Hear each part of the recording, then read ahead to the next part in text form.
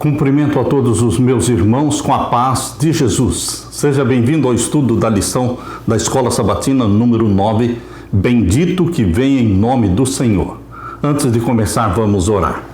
Pai querido que estás nos céus, aqui estamos na Tua presença, te louvando, te adorando e suplicando a Tua bênção, o derramamento do Espírito Santo sobre mim e os meus irmãos, ao abrirmos a Tua palavra, que o Senhor fale ao nosso coração. Em nome de Jesus pedimos. Amém, Senhor. Bendito que vem em nome do Senhor. O verso áureo, a pedra que os construtores rejeitaram. Essa veio a ser a pedra angular. Isto procede do Senhor e é maravilhoso aos nossos olhos. Salmos 118, 22 e 23. Os salmos testificam da pessoa e do ministério de Cristo. Quase todos os aspectos da sua obra de salvação são vistos no livro dos Salmos de diferentes maneiras.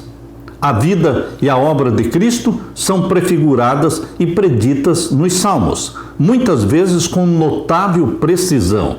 Os tópicos revelados em Salmos incluem a divindade de Jesus, sua filiação divina, sua obediência, seu zelo pelo templo de Deus, sua identidade como bom pastor, sua traição, seu sofrimento, a profecia de que os seus ossos não seriam quebrados, a sua morte na cruz, ressurreição, a ascensão de Jesus, o sacerdócio e a realeza de Jesus no santuário celestial.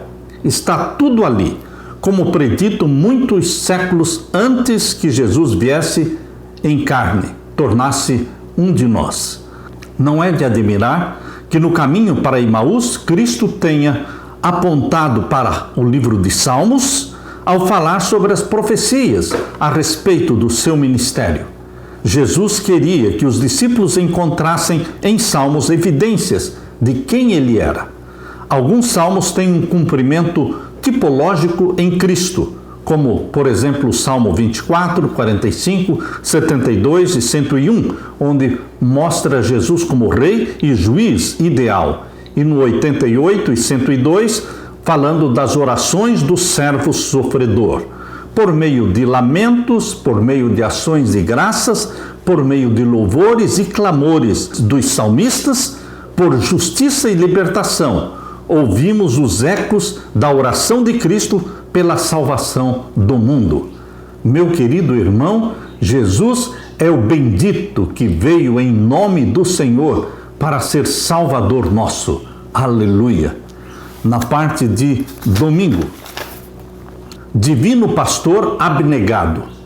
Jesus como pastor revela um profundo amor, um profundo cuidado por você e por mim. Somos suas ovelhas. A ovelha é um animalzinho tão frágil, tão indefeso, que só pode sobreviver pela proteção do pastor. Assim é você, assim somos nós. Nós somos ovelhas do seu pasto. Vamos abrir a palavra de Deus neste salmo maravilhoso. O salmo que a maioria sabe de cor, o Salmo 23. Este é o salmo do bom pastor. Vamos ler. O Senhor é o meu pastor, nada me faltará.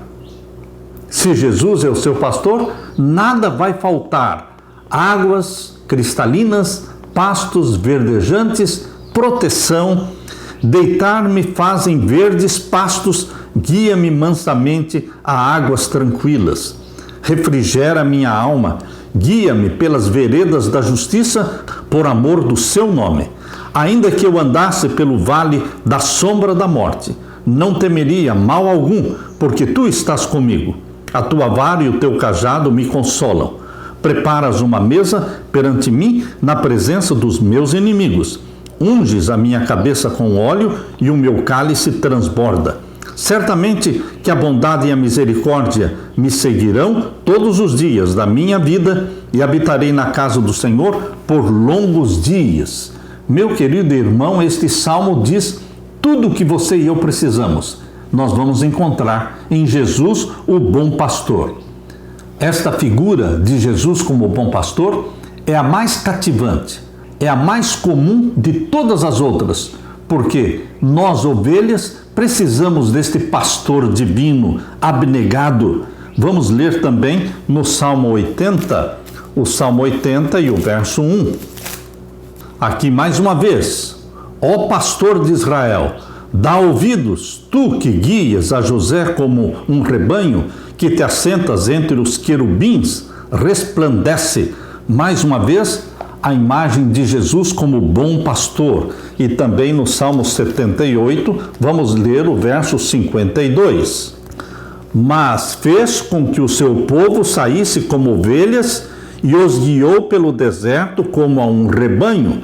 Aquela multidão de israelitas que saiu do Egito, mais de 2 milhões de homens e mulheres e crianças, eles são chamados aqui de ovelhas, sendo guiadas pelo bom pastor, pelo deserto, sendo guiados como um rebanho. E também lemos no Salmo 79, verso 13. Assim, nós, teu povo e ovelhas do teu pasto, te louvaremos eternamente, de geração em geração cantaremos os teus louvores. E ainda no Salmo 100, o Salmo 100 e o verso 3. Sabei que o Senhor é Deus, foi Ele e não nós que nos fez povo seu e ovelhas do seu pasto. Queridos, todos estes textos estão mostrando Jesus Cristo como bom pastor. A imagem do Senhor como pastor e do povo como ovelhas do seu pasto destaca a orientação divina e o cuidado para com o povo, bem como a dependência que o povo tem de Deus. A imagem transmite a ideia de proximidade entre o Senhor e o povo, pois os pastores viviam com seus rebanhos e cuidavam de cada ovelha. A metáfora pastoral também destaca que Deus é proprietário do rebanho. Os reis eram considerados pastores do seu povo. Contudo, somente Deus merece esse título, porque a maioria dos reis humanos não viveu de acordo com o tal chamado. Somente Jesus o fez, e é por isso que ele é chamado de o bom pastor. O que Jesus diz sobre si mesmo como bom pastor? Jesus chamou a si próprio de o bom pastor. Abra sua Bíblia no Evangelho de João. O Evangelho de João, vamos ver o capítulo 10. O capítulo 10 e os versos 11 até o verso 15. Eu sou o bom pastor dá a sua vida pelas ovelhas. Jesus se apropriou deste título, o bom pastor. Tudo isto que o livro de Salmos fala sobre Jesus Cristo como pastor divino e abnegado, Jesus se apropriou. E ele declara aqui em João 10 e o verso 11, eu sou o bom pastor dá a sua vida pelas ovelhas. Mas o mercenário e o que não é pastor, de quem não são as ovelhas, vê vir o lobo e deixa as ovelhas e foge, e o lobo as arrebata e dispersa. Ora, o mercenário foge porque é mercenário e não tem cuidado das ovelhas. Eu sou o bom pastor, novamente Jesus se afirmando, eu conheço as minhas ovelhas e das minhas ovelhas sou conhecido. Queridos, esses textos que mostram Jesus Cristo se proclamando como bom pastor, nos confortam estes textos, porque eu encontro em Jesus tudo que um pastor dá para a ovelha: águas cristalinas, pastos verdejantes, ou seja, ele nos alimenta, ele cuida de nós. O pastor lutava contra o lobo, arriscando a sua própria vida para proteger a ovelha. Jesus Cristo deu a sua própria vida para salvar você. Lemos também no verso 16, ainda tenho outras ovelhas que não são deste aprisco. Também me convém agregar estas, e elas ouvirão a minha voz, e haverá um rebanho e um pastor. Quando Jesus voltar, haverá um só rebanho e um só pastor, Jesus Cristo. Queridos, o estreito vínculo entre o pastor e o seu rebanho é visto no fato de a voz do pastor ser inconfundível para as suas ovelhas. Até o presente tempo, os pastores do Oriente Médio conseguem dividir seus rebanhos que se misturam simplesmente chamando suas ovelhas, que reconhecem e seguem a sua voz. Podem ter ali 1000 ovelhas. ou seja, 10 rebanhos de 100 ovelhas, e elas estão todas misturadas. Mas quando um pastor se levanta e chama a sua ovelha, todas aquelas ovelhas que são dele reconhecem a sua voz, e elas começam a se movimentar e sair do grande rebanho de 1000 e se juntam ao pastor. E assim cada pastor chama as suas ovelhas e elas ouvem a sua voz, conhecem a sua voz. E isto acontece ainda hoje, queridos. Quando uma ovelha segue um pastor estranho, ou seja, alguém que não é o seu pastor, é porque ela está doente. Ela está doente. Assim também as ovelhas de Jesus, quando seguem um outro pastor, ou seja, Satanás, que se diz pastor, mas não é pastor, ele é um mercenário, ele nunca deu a vida por você. Quando uma ovelha deixa Jesus para seguir a Satanás, é porque ela está doente, ela precisa ser curada. O bom pastor não abandona suas ovelhas perdidas, mas procura até salvá-las. Ou morre procurando, ou encontra a ovelha, mas não volta de braços vazios. Essa é uma imagem do relacionamento de Deus com o povo. Ele se dispôs a morrer pelas ovelhas e, paradoxalmente, torna-se um cordeiro sacrificial quando morreu como o cordeiro de Deus que tira o pecado do mundo.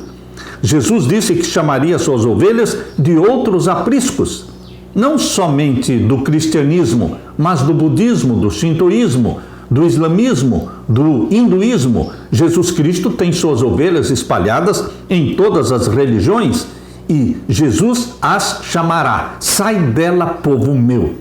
E elas ouvirão a voz de Jesus e se unirão a um rebanho que é o remanescente de Deus, os que guardam os mandamentos de Deus e têm a fé de Jesus Cristo. E então haverá um só rebanho e um só pastor. Jesus é o nosso bom pastor. Aleluia! Na parte de segunda-feira, o Messias sofredor. Agora vemos os salmos que falam de Jesus Cristo como aquele que sofreu, aquele que morreu por você. Todos os aspectos da vida de Jesus como Messias sofredor estão profetizados aqui no livro dos Salmos. Abra sua Bíblia em Salmos 22. O Salmo 22 é o Salmo do Messias sofredor. Leia comigo. Deus meu, por que me desamparaste? Estas são as palavras de Jesus na cruz, mas elas foram proferidas mais de 1000 anos antes de Cristo nascer.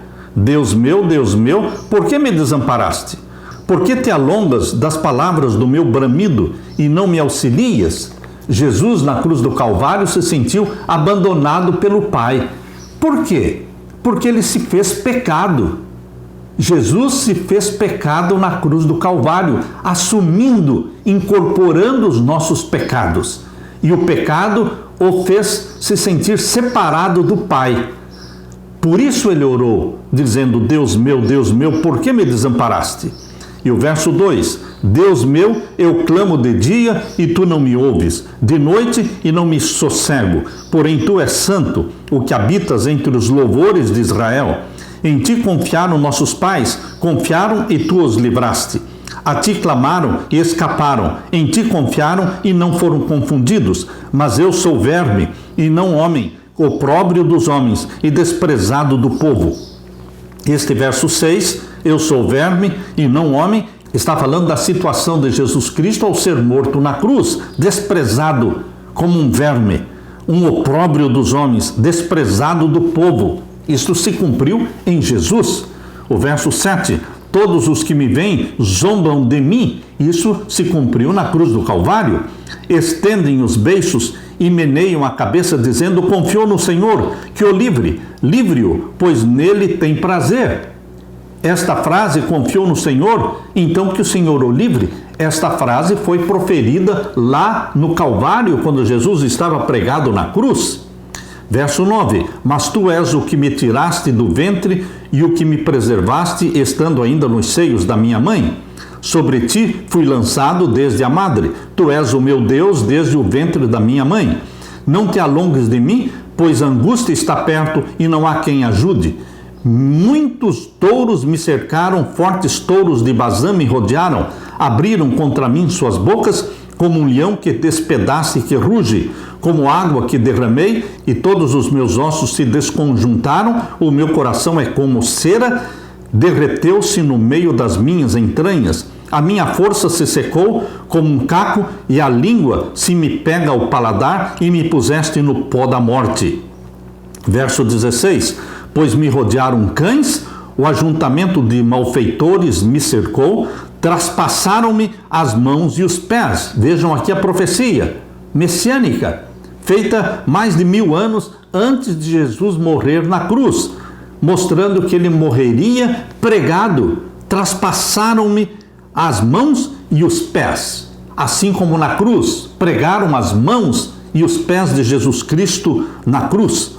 Poderia contar todos os meus ossos, eles me veem e me contemplam. Falando de Jesus na cruz do Calvário, verso 18, repartem entre si os meus vestidos e lançam sortes sobre a minha túnica. Isto se cumpriu quando Jesus Cristo foi pregado. Eles repartiram os vestidos de Jesus e a túnica, que não tinha costura, eles não a rasgaram. Eles lançaram sorte para ver quem ficaria com a túnica de Jesus. Esta profecia se cumpriu perfeitamente na morte de Jesus Cristo na cruz. Abra também a sua Bíblia no Salmo 118. O Salmo 118, vamos ver então o verso 22. A pedra que os edificadores rejeitaram tornou-se cabeça da esquina, a pedra angular, rejeitada. Esse é um texto aqui de Salmo 118, 22, que se cumpriu em Jesus, porque Jesus é a pedra que foi rejeitada. Queridos, os salmos expressam a agonia do abandono do Messias sofredor. O Salmo 22 é uma profecia messiânica direta, porque muitos detalhes ali não podem ser historicamente ligados ao rei Davi, mas se encaixam perfeitamente nas circunstâncias da morte de Jesus na cruz. Ali, Jesus orou com as palavras: Deus meu, por que me desamparaste? Cristo sofreu o tormento da separação do Pai, pois carregou os pecados do mundo inteiro. Apesar do desespero enfrentado, Jesus disse: Pai, em tuas mãos entrego o meu espírito. Jesus Cristo se sentiu separado do Pai, mas ele não perdeu a esperança. Por isso, as últimas palavras dele foram: Pai, em tuas mãos entrego o meu espírito. A iniquidade de todos nós foi posta sobre Cristo como nosso substituto e fiador. Ele foi contado como transgressor para nos livrar da condenação da lei. A culpa de todo descendente de Adão pesava sobre Jesus. A ira de Deus contra o pecado encheu de profunda tristeza o coração de Jesus. A imagem de touros, leões rugindo e cães, ali no Salmo 22, destaca a crueldade e a animosidade do povo que Cristo, comparado a um verme indefeso, encontrou nas horas finais da sua vida. Com incrível precisão, o Salmo 22 narra os comentários venenosos dos que zombavam de Jesus com as próprias palavras dele, meneando a cabeça e zombando de Jesus, dizendo: confiou no Senhor, que o Senhor o livre. E os soldados, dividindo suas vestes, mal entendiam eles que eles estavam cumprindo uma profecia. O Messias rejeitado tornou-se, após a sua ressurreição, a fonte de salvação para o povo de Deus. Cristo sofreu a rejeição da humanidade, mas Deus glorificou seu Filho ao torná-lo a pedra angular, viva do templo de Deus. Para aqueles que rejeitam esta pedra se tornará o agente do juízo. A pedra angular é Jesus Cristo. Você caindo sobre ela, você é convertido e salvo. Querido amigo, querido irmão, na cruz, Jesus pagou a penalidade dos pecados que nós cometemos. Ele sofreu em nosso favor e em nosso lugar. Isso afeta a sua maneira de viver? Ou você é indiferente a Cristo que morreu na cruz, aos sofrimentos dele? Afeta a sua vida saber que Jesus morreu por você? Afeta sim. Porque em Jesus Cristo você encontra Salvador, perdão dos pecados, O pecado precisa se tornar repulsivo para você, porque é Satanás. Pecado é Satanás, e foram os nossos pecados que crucificaram Cristo na cruz. Por isso, amar o pecado é amar a Satanás e rejeitar a Jesus Cristo como Messias. Portanto, meu irmão, minha irmã, aborreça o pecado, que ele seja repulsivo para você, e abrace a Jesus Cristo como Messias sofredor, que morreu, mas que ressuscitou por você e por mim. Aleluia! Na parte de terça-feira, para sempre fiel à sua aliança. Jesus Cristo é sempre fiel. Ele nunca nos desampara. Abra a sua Bíblia no Salmo 89 e vamos ler os versos 27 a 29. Também por isso lhe darei o lugar de primogênito, falo-ei mais elevado do que os reis da terra. Jesus Cristo é chamado na profecia de primogênito, não porque foi o primeiro a nascer. Por exemplo, Davi é chamado de primogênito, mas ele não foi o primeiro filho de Jessé. Davi é chamado de primogênito pelo seu destaque, pela sua importância, pela sua preeminência entre os seus irmãos, pela sua excelência. Assim também Jesus é chamado de primogênito, não porque foi o primeiro criado ou o primeiro a ser gerado. Verso 27, também por isso lhe darei o lugar de primogênito, falo-ei mais elevado do que os reis da terra.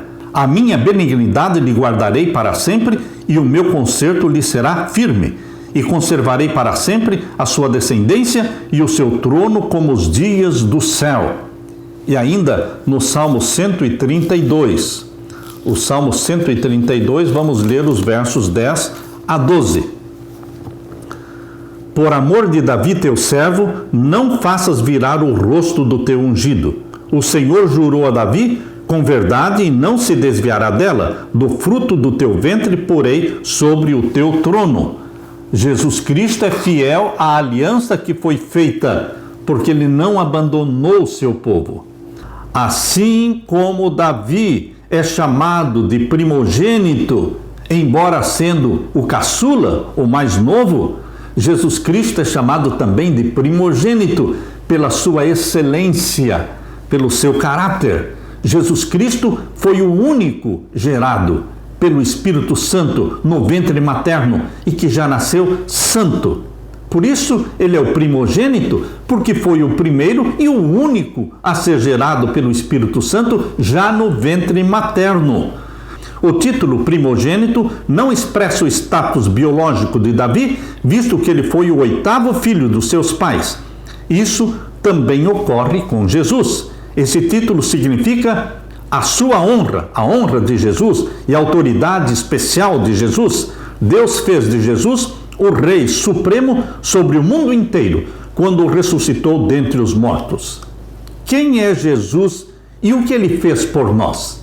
Jesus é Deus e é o Criador dos céus e da terra, e é também o Salvador nosso. E que promessa temos em Jesus Cristo? Que ele ressuscitou como as primícias dos mortos. E os que são de Cristo ressuscitarão também na sua vinda. Na sua segunda vinda, todos os que amam a Jesus Cristo serão ressuscitados. E os vivos seremos transformados no abrir e fechar de olhos, e seremos feitos imortais, glorificados, recebendo a vida eterna para viver na presença de Deus. Aleluia! Na parte de quarta-feira, Rei eterno, de poder inigualável, Jesus Cristo se tornou o Rei dos Reis e eterno, de poder inigualável. Abra sua Bíblia no Salmo 2. Vamos ler juntos o Salmo 2. Por que se amotinam as gentes e os povos imaginam coisas vãs? Os reis da terra se levantam e os príncipes juntos se mancomunam contra o Senhor e contra o seu ungido, dizendo: rompamos as suas ataduras e sacudamos de nós as suas cordas. Aquele que habita nos céus se rirá, o Senhor zombará deles. Então lhes falará na sua ira e no seu furor os confundirá. Eu, porém, ungi o meu rei sobre o meu santo monte de Sião. É um salmo que está falando de Jesus Cristo como rei, ungido por Deus o Pai. Eu, porém, ungi o meu rei sobre o meu santo monte de Sião. Recitarei o decreto. O Senhor me disse, tu és meu filho, eu hoje te gerei. Essa é uma profecia. Salmos 2:7. Tu és meu filho, hoje te gerei. Se cumpriu esta profecia quando o Espírito Santo gerou Jesus Cristo no ventre de Maria. Jesus Cristo não foi gerado duas vezes. Jesus Cristo não foi gerado na eternidade como filho de Deus e depois foi gerado de novo como filho do homem ao nascer de Maria. Não, Jesus não foi gerado duas vezes. Jesus foi gerado uma só vez. Esta profecia de Salmos 2, verso 7 se cumpriu quando Jesus foi gerado no ventre de Maria, quando Jesus nasceu santo. Tu és o meu filho, eu hoje te gerei. Pede-me, e eu te darei as nações por herança e os fins da terra por tua possessão. Jesus se torna então o Rei dos Reis. Tu os esmigalharás com uma vara de ferro, tu os despedaçarás como um vaso de oleiro. Verso 12. Beijai o Filho, a Jesus Cristo. Abrace a Jesus como Salvador. Beije o Filho, para que se não ire e pereçam no caminho, quando em breve se inflamar a sua ira. Bem-aventurados todos aqueles que nele confiam. Meu querido irmão, aqui está o salmo que mostra Jesus Cristo, o Filho de Deus, e que se torna o Rei dos Reis, ainda no Salmo 110. O Salmo 110 e os versos 1 a 3. Leia comigo. Disse o Senhor ao meu Senhor: assenta-te à minha mão direita, até que ponha os teus inimigos por escabelo dos teus pés. Embora sendo um salmo de Davi, não se cumpriu em Davi, se cumpriu em Jesus Cristo. Queridos, muitas profecias messiânicas estão presentes aqui no livro dos Salmos. E o verso 2 diz: o Senhor enviará o cetro da tua fortaleza desde Sião, dizendo: domina no meio dos teus inimigos. E agora lemos também no Salmo 89. Salmo 89, o verso 4. A tua descendência estabelecerei para sempre e edificarei o teu trono de geração em geração. A descendência de Davi seria colocada no trono. Quem é o descendente de Davi? Jesus Cristo. Uma ilustração da vitória final de Jesus encontra-se na cena pré-advento em Daniel capítulo 7.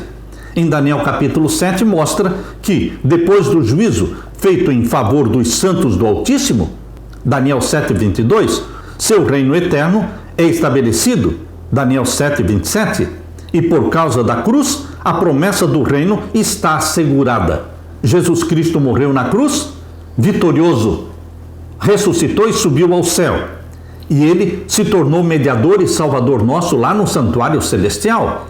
É ele quem intercede.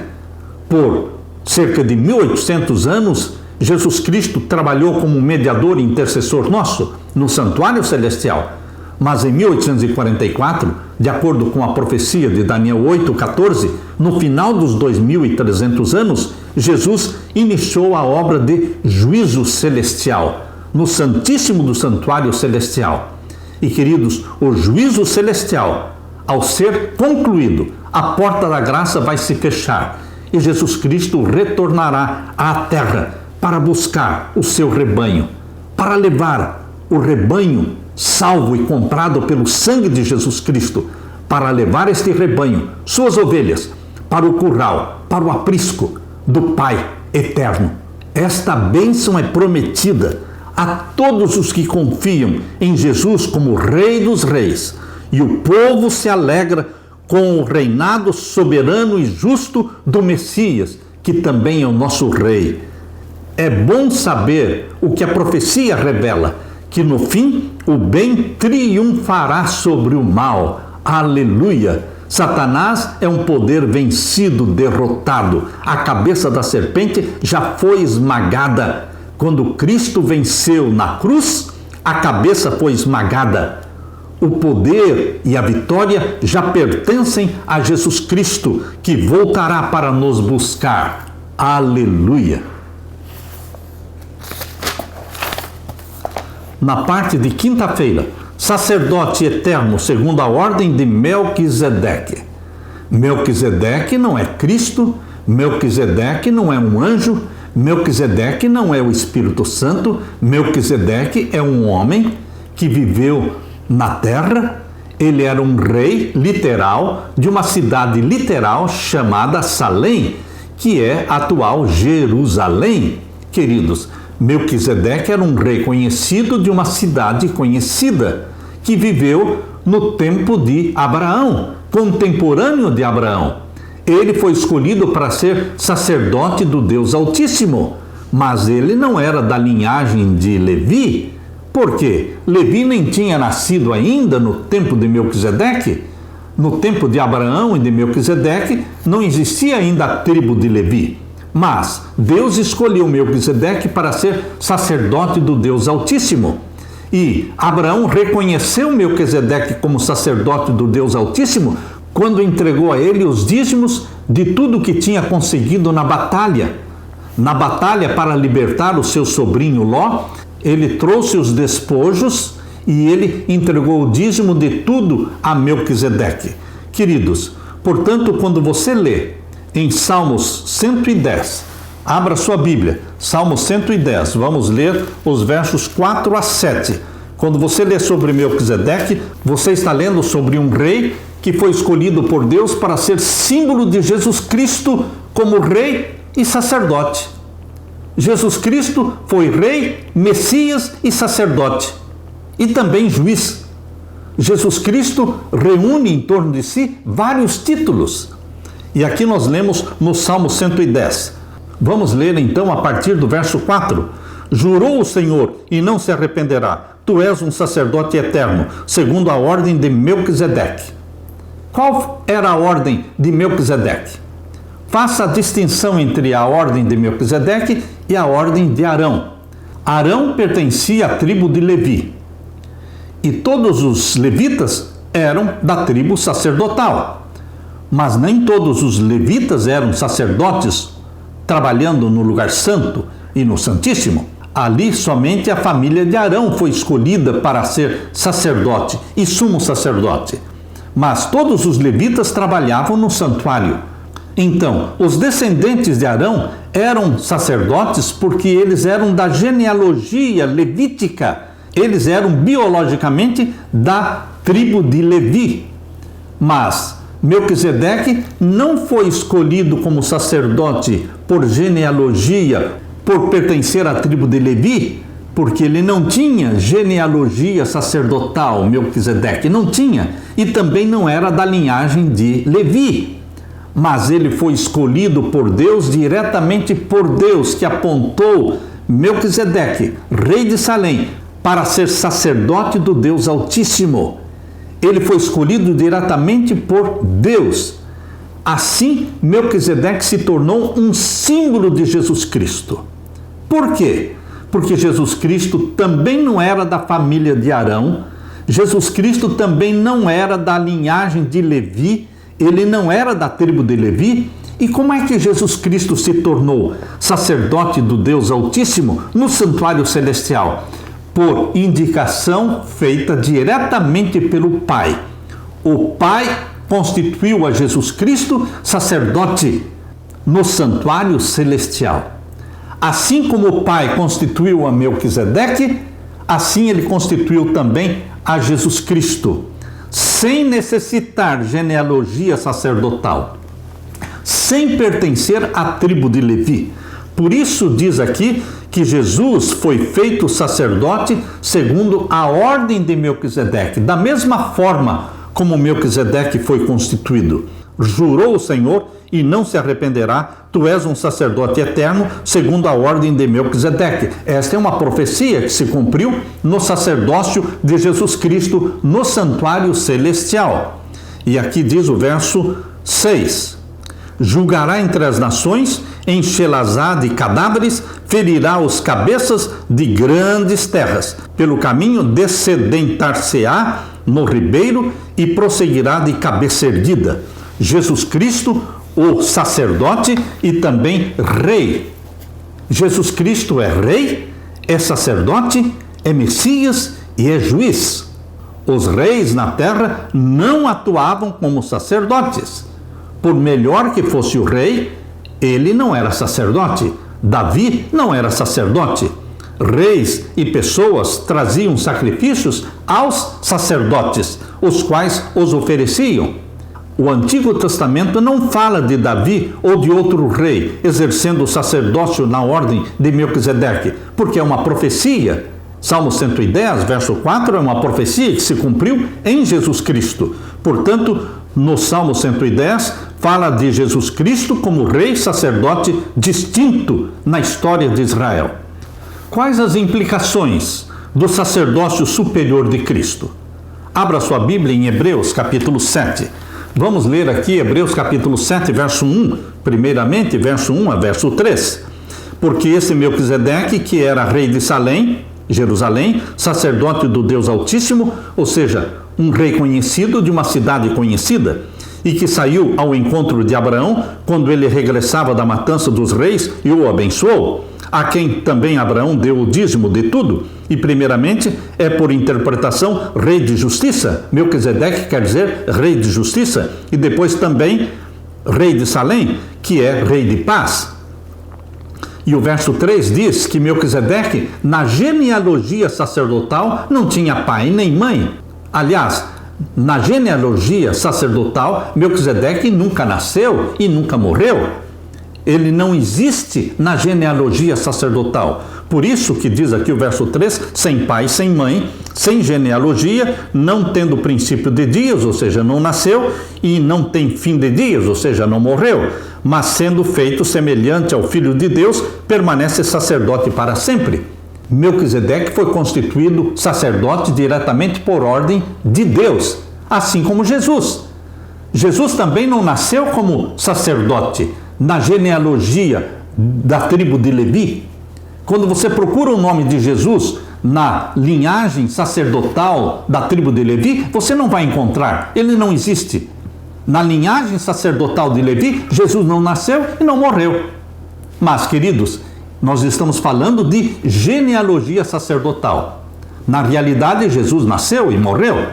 Assim como Melquisedeque, na realidade, nasceu e morreu. Mas, na genealogia sacerdotal, eles não existem. Nem nasceram e não morreram. Mas foram constituídos sacerdotes por ordem direta de Deus. O sacerdócio de Arão, da tribo de Levi, trabalhou no santuário da terra. Mas, no santuário celestial, não existe sacerdócio levítico. Existe o sacerdócio de Melquisedeque, que era um símbolo de Jesus Cristo. Como nós dissemos, Melquisedeque não era Jesus, mas era um símbolo de Jesus. Por isso, Jesus é o sacerdote segundo a ordem de Melquisedeque. Verso 28, porque a lei constitui sumos sacerdotes, homens fracos, mas a palavra do juramento, ou seja, a palavra do Pai, que nomeou Jesus como sacerdote, a palavra do juramento, que veio depois da lei, constitui o Filho perfeito para sempre. O Filho perfeito para sempre, Jesus Cristo, foi constituído sacerdote eterno. Jesus, ele é rei, ele é sacerdote, ele é Messias e ele é o juiz do santuário celestial. É superior aos sacerdotes e reis humanos. Ele defende uma aliança superior. Jesus serve no santuário celestial. Seu sacerdócio não é afetado pelo pecado ou pela morte. Assim ele pode interceder e salvar o seu povo para sempre. O santuário celestial está na Nova Jerusalém, onde está o trono de Deus, onde Jesus Cristo é rei, é Messias, é sacerdote e é o juiz que processa o juízo celestial. Jesus Cristo é tudo em todos. Jesus é Deus conosco e Jesus Cristo, ele por meio da sua humanidade esteve em contato com os seres humanos e por meio da sua divindade ele se firma no trono de Deus. Como filho do homem, deu-nos exemplo de obediência. Como Filho de Deus, dá-nos poder para obedecer. Foi Cristo que da sarça ardente lá no Monte Horebe falou com Moisés, dizendo: eu sou o que sou. Assim dirás aos filhos de Israel: eu sou, me enviou a vós outros. Foi Jesus Cristo quem falou, quem se revelou a Moisés na sarça ardente. Meu querido irmão, foi essa a garantia da libertação de Israel. Assim, quando ele veio em semelhança de homens, declarou ser o eu sou, a criança de Belém, o manso e humilde Salvador, é o Deus manifestado em carne. A nós, Jesus diz: eu sou o bom pastor, João 10:11. Eu sou o pão vivo, João 6,51. Eu sou o caminho, a verdade e a vida, João 14,6. É-me dado todo o poder no céu e na terra, Mateus 28,18. Eu sou é a certeza da promessa. Eu sou é o Deus encarnado que diz para você: eu sou, não tenham medo. Queridos, Jesus Cristo é o grande eu sou, juntamente com o Pai, que também é o grande eu sou. Eu sou é o significado do YHWH. Você e eu não sabemos a pronúncia do YHWH, mas nós sabemos o significado do tetragrama, do nome de Deus. Quer dizer, eu sou o eterno. Jesus Cristo é o eterno? Sim. O Pai é o eterno? Sim. Não existe Deus que não seja eterno.